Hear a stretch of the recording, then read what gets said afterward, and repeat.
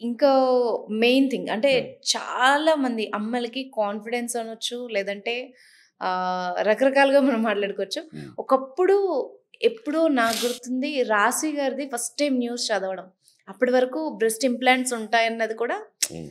Most of the people ఎవరికీ తెలీదు. హ్మ్. హ్మ్. హ్మ్. ఆ హ్మ్. హ్మ్. తర్వాత ఇప్పుడు అందరూ ట్రై చేస్తున్నారు. హ్మ్. సెలబ్రిటీస్ హ్మ్. దగ్గర నుండి నార్మల్ వాళ్ళు. హ్మ్. కాకపోతే ఇది ఎంత సేఫ్ అన్నది ఒక డౌట్. రాశి గారిది బ్రెస్ట్ ఇంప్లాంటా? లేతే హ్మ్. ఏంటనేదైతే నాకు తెలీదు. హ్మ్. ఒకటి న్యాచురల్‌గా ఉన్న బ్రెస్ట్ నుంచి హ్మ్. మీకు నిజంగా బ్రెస్ట్ అప్‌లిఫ్ట్‌మెంట్ కావాలా? నిప్పులు కిందకుంటే హ్మ్. నిప్పులను పైకి లేపాలా? బ్రెస్ట్ సైజ్ తక్కువుంటే గనక దానిలో వాల్యూమ్ పెంచుతూ బ్రెస్ట్ ఇంప్లాంట్ పెట్టి, హ్మ్. బ్రెస్ట్ ఇంప్లాంట్ ద్వారా సైజ్ ఆఫ్ ది బ్రెస్ట్ పెంచాలా?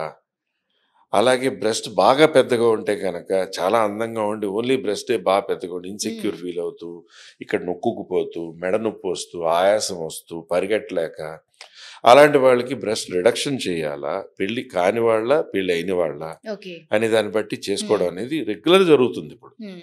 కాపోతే ఇంప్లాంట్స్ అనేయి ఏంటంటే రకరకాల అప్రోచెస్ ఉంటాయి. హ్మ్. ఇప్పుడు బ్రెస్ట్ చిన్న ఇన్సిషన్ ద్వారా బ్రెస్ట్ కిందంతా పాకెట్‌లా క్రియేట్ చేసి మజిల్ ఉంటుంది. ఆ మజిల్ పైన ఫ్యాట్‌తో పాటు breast glands and breast tissue హ్మ్. ఉండడం జరుగుతుంటుంది.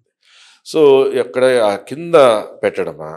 ఏంటనే రకరకాల జోన్స్, రకరకాల అప్రోచెస్ ఉంటాయి. హ్మ్. అది ఇంప్లాంట్స్ కూడా రకరకాల షేపు, రకరకాల సైజెస్ ఉంటాయి. ఓకే. ఆ వ్యక్తికి ఉన్న హైట్, బాడీ వెయిట్, ఆ షోల్డర్స్‌ని హ్మ్. బట్టి చూసి పెట్టడం ఒకటి. ఒక్కొక్కళ్ళ చాయిస్‌ని బట్టి పెద్ద సైజ్ కావాలి, సరిపడే కావాలనే దాన్ని బట్టి పెట్టడం కూడా జరుగుతుంటుంది. హ్మ్.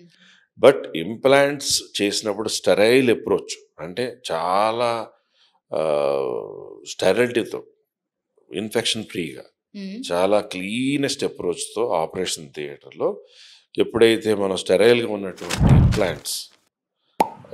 ఇంప్లాంట్ చేసి, అక్కడ ప్రాపర్‌గా క్లోజ్ చేసి, స్కార్ కూడా పెద్దగా కనపడకుండా క్లోజ్ చేసే హ్మ్. టెక్నిక్స్ రెగ్యులర్‌గా జరుగుతున్నాయి ఇప్పుడు. హ్మ్. సో, అలాగే సర్జరీ అంటే భయం ఉంటది కొంతమందికి. హ్మ్. వాళ్ళకి బ్రెస్ట్ ఫిల్లర్స్ అని వచ్చినాయి. ఓకే. ఆ ఫిల్లర్స్ అనేయి రకరకాల ఇటాలియన్ ఫిల్లర్స్, కొరియన్ ఫిల్లర్స్ చాలా ఉన్నాయి మార్కెట్‌లో. హ్మ్.